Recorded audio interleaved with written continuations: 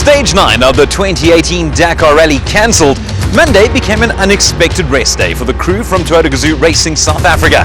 However, the day still delivered plenty of drama as it emerged that overall leader Carlos Sainz from Peugeot had been hit with a 10-minute penalty for allegedly knocking over a quad biker during the marathon stage. Yeah, I mean, obviously the stewards decided to give him a 10-minute penalty, so he's lost 10 minutes, but he's still got a big lead, you know. It'll be very difficult to catch him if he doesn't make a big mistake. I don't know about the 10 minutes, but this is up to the organization, you know. I am doing my race, and but okay, it's look like maybe not fair, you know, because last year somebody he take 1 hour, and this year only 10 minutes, you know. I did not see the action, so but on the safety side, I suppose that if what did happen, it's quite logical, and, but I have no more comments to say. This is not changing my life, my position, so. I have heard that he did hit a quad, then I think he can be quite happy that it's only 10 minutes. It should have been maybe more. But because I haven't seen all that stuff, I don't know what's right or not. So with the short break over, it was back to business as racing resumed, with competitors taking on the daunting 373km 10 stage from Salta to Berlin in Argentina. It was a day of mixed results for the Toyota Gazoo Racing South Africa team. Janelle de Villiers and Dirk van Zitzewitz finished in second place, 8 minutes and 46 seconds behind stage winner Stefan Pederhansel.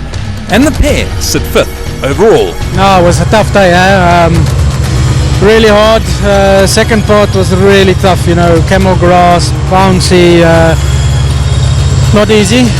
Obviously made more difficult with me not feeling well this morning when I got up, you know, a bit of a stomach problem, but you know, other than that, we try to keep it clean. I was battling a bit in the first part.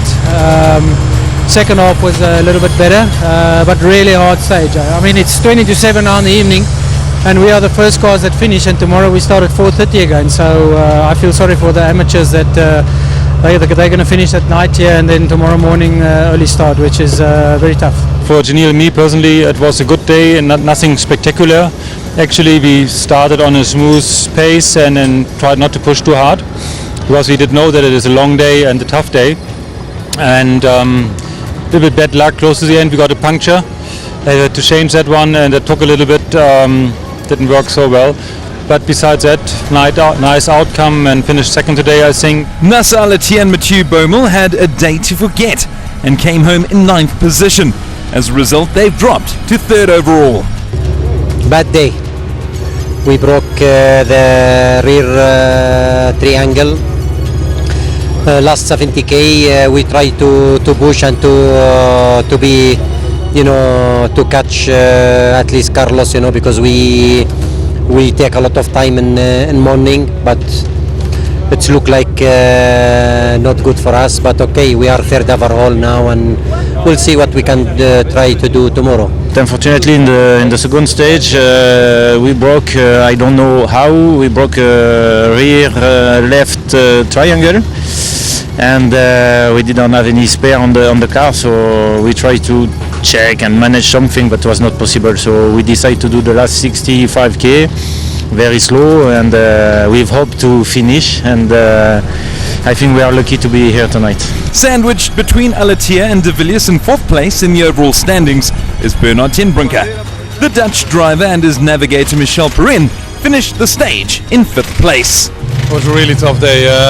We did the first stage. I make a mistake, got stuck on a dune, and it cost us 8 minutes. And the jack was not going in.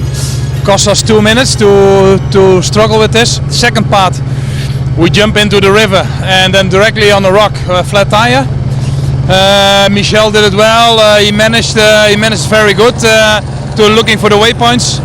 And yeah, we're here. We lost a lot on the Peugeots, but okay, we are still in the game. Wednesday sees competitors take on stage 11 of the 40th Dakar, one that is widely considered to be one of the most difficult in Argentina. A fairly short 280km journey from Berlin to Chelecito. Oh, tomorrow is another very difficult one, Fiambala. You know, it's a famous Fiambala, so we've had very good stages then, we've had very bad stages, so let's hope tomorrow is a very good one. That maybe it's good to not to start by the first 4 cars, because we want to have lines from other cars, because tomorrow it should be a very difficult day as today.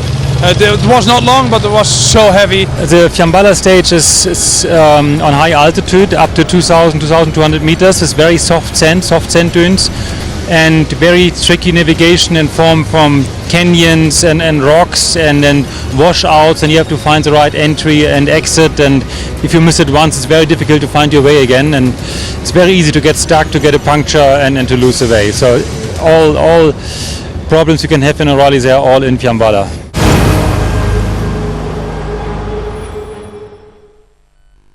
When people think about the team behind the Toyota Gazoo Racing South Africa outfit, they invariably think of mechanics. However, the science that keeps the Toyota Gazoo Racing South Africa Hilux going is just as important. That's where engineers like Tim Brinkman come in.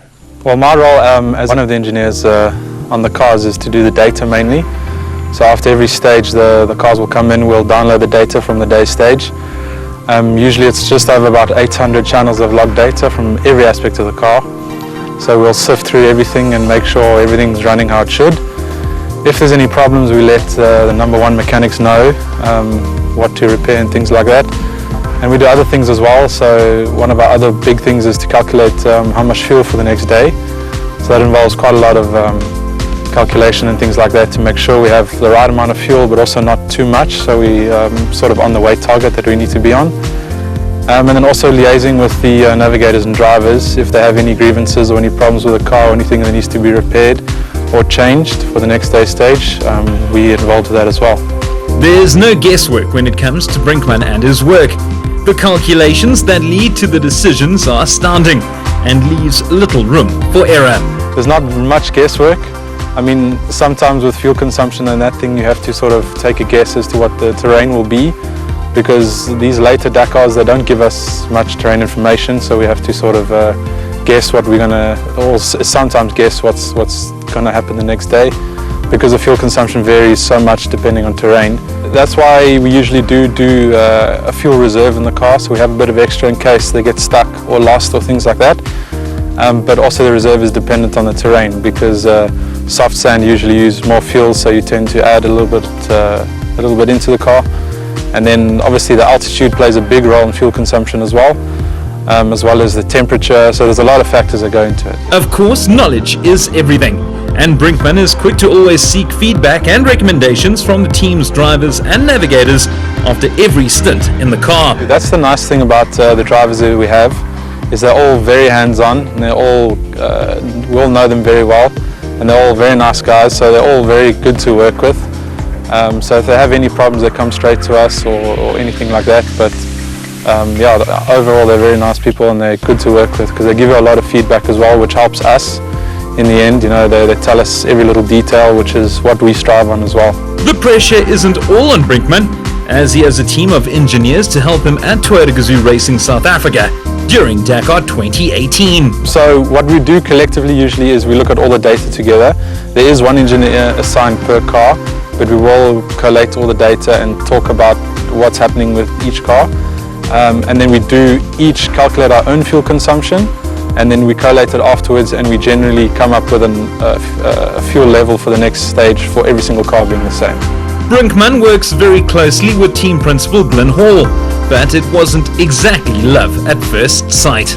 Well, Tim in particular was a student who came to me, and I interviewed him, and he didn't interview particularly well, actually. He was a little bit arrogant in some ways, but there was something about him that made me bring him back, and he phoned again, and we had 2 or 3 meetings, and he's joined the team, and he's an exceptional brain. He's very, very well read, well researched, and clever guy, and he'll go far in his career, I'm sure.